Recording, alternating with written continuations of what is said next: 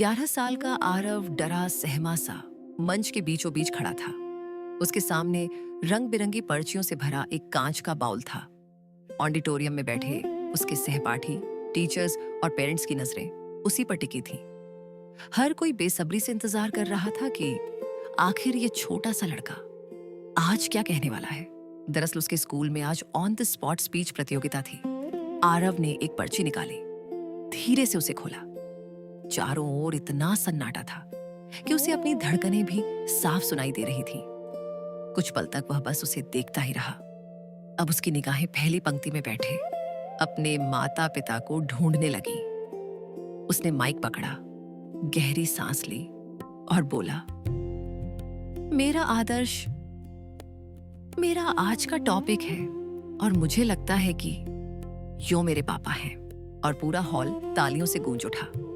राज मुस्कुरा दिए, लेकिन तभी आरव ने अगला वाक्य कहा, कुछ दिन पहले तक तो मैं भी यही सोचता था।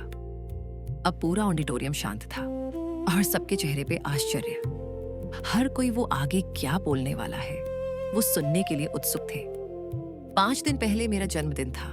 मम्मी पिछले 2 हफ्तों से तैयारियों में लगी हुई थी। किसे बुलाना है, क्या बनाना है, कौन सा केक लेना है।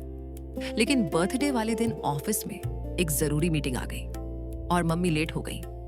जब पापा घर पहुंचे, कुछ तैयारियां अब भी बाकी रह गई थीं। उन्होंने सोचा, जब तक नयना घर आती है मैं जितना हो सके उतना कर देता हूं। उन्होंने गुब्बारे लगा दिए, टेबल अच्छी तरह सजा दी, कुछ रिटर्न गिफ्ट्स रैप कर दिए। कुछ घंटे बाद मम्मी भी आ गई।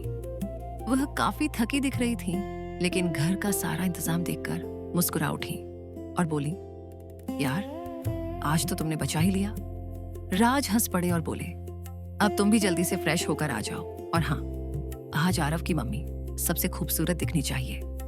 नयना हंस पड़ी।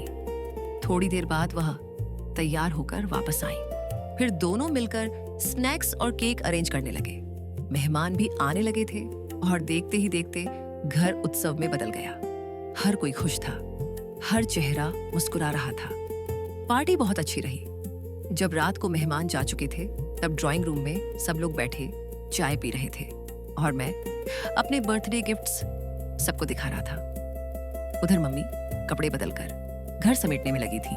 बचा हुआ खाना डिब्बों में भर रही थी, केक फ्रिज में रख रही थी, गंदे ग्लास सिंक तक ले जा रही थी।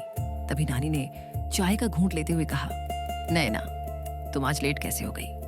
फिर राज की तरफ देखकर मुस्कुराते हुए बोली, अच्छा हुआ राज बेटा ने सब संभाल लिया। नाना जी तुरंत बोल पड़े, सच में ऐसे दामाद कहाँ मिलते हैं आजकल। बुआ भी पीछे नहीं रही, अरे मेरे भैया तो करोड़ों में एक हैं। दादाजी गर्व से बोले, मेरा बेटा बचपन से बहुत जिम्मेदार रहा है। सच में हमारी नैना बहुत भाग्यशाली है।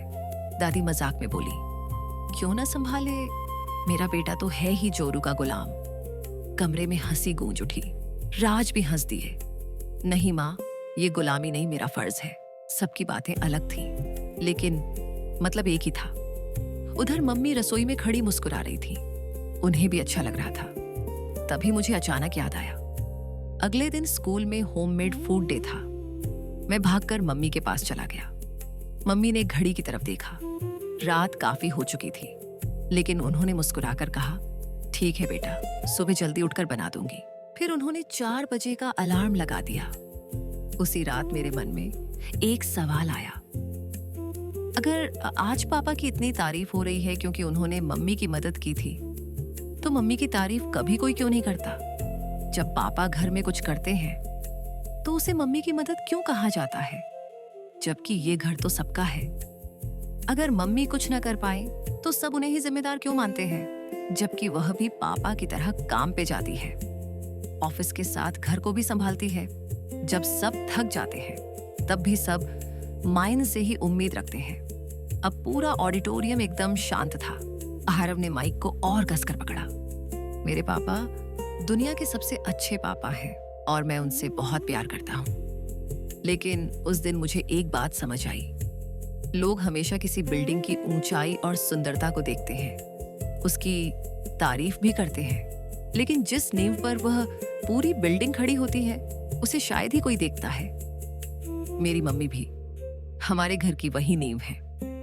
जब तक सब कुछ ठीक चलता रहता है, कोई उन्हें खास तौर पर नोटिस नहीं करता। लेकिन अगर वह एक दिन भी ना हो, तब समझ आता है कि पूरा घर उन्हीं के सहारे खड़ा था। आरव मुस्कुराया और बोला, अगर मेरी जिंदगी एक फिल्म है तो मेरे पापा उसके हीरो हैं, लेकिन मेरी मम्मी उसकी कहानी है, जो सारे किरदारों को जोड़कर रखती है। हमारे घर की धड़कन और मेरी सबसे बड़ी आदर्श है। इस पल सभी लोग एक अफसोस के साथ शायद अपने जीवन की उस औरत के बारे में सोच रहे थे जो उनके जीवन को अब तक संभालती आई है। फिर पहली ताली बजी, दूसरी, तीसरी, और देखते ही देखते पूरा ऑडिटोरियम खड़ा हो गया।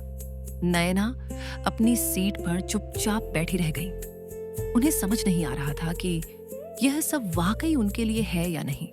उन्होंने देखा कि राज अपनी आंखें पोंछ रहे थे। उनकी सास की नजरें झुकी हुई थीं। उसी पल नयना के मन में एक विचार आया, आज मेरे बेटे ने मेरी तारीफ नहीं की। उसने सारी औरतों को सम्मान दिलाया है और मुझे मेरी अहमियत याद दिलाई, जो शायद मैं भी भूल गई थी। आज उनकी आंखों से बहते आंसू दुख के नहीं थे, वे खुशी और सुकून के आंसू थे, क्योंकि पहली बार किसी ने उनके काम की नहीं, बल्कि उनकी अहमियत की पहचान की थी। और वह कोई और नहीं, उनका अपना बेटा था।